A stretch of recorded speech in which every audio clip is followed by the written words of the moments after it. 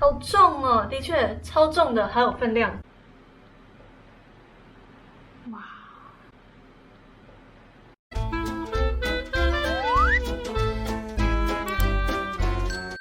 ！Hello， 大家好，我今天要来去买传说中的澳洲大龙虾。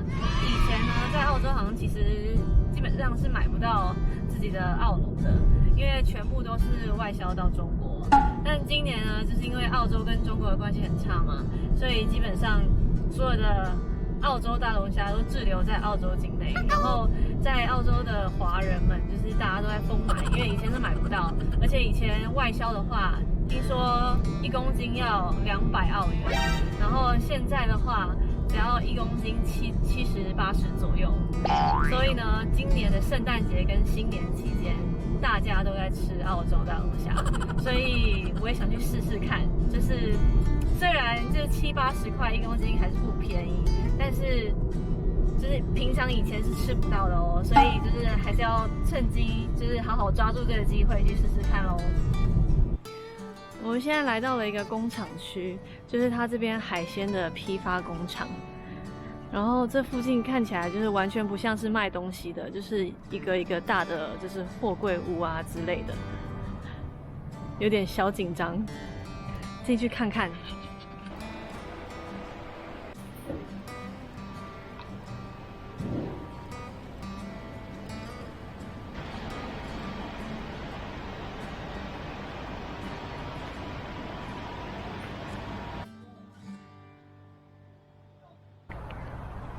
今天买了2只，一只这个是西澳龙虾，它比较小只，它一只大概50块钱左右澳币。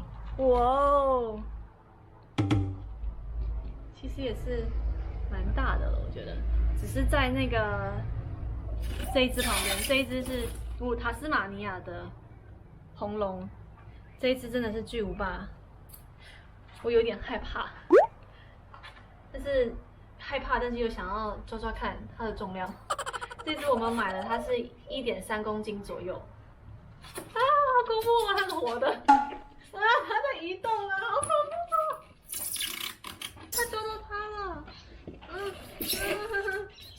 好大只。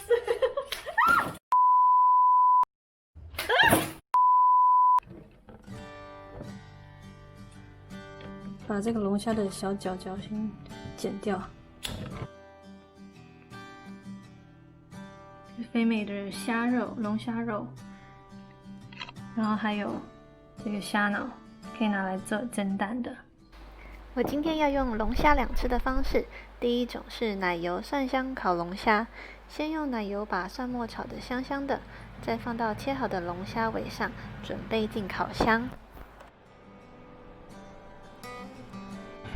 第二种是葱爆龙虾炒意面，用葱姜蒜、糖、酱油、蚝油炒一炒，焖一焖，然后用意面搭配，因为意面会把龙虾的鲜甜吸在面条里，所以海鲜的汤汁一点都不会浪费。感觉超奢侈的。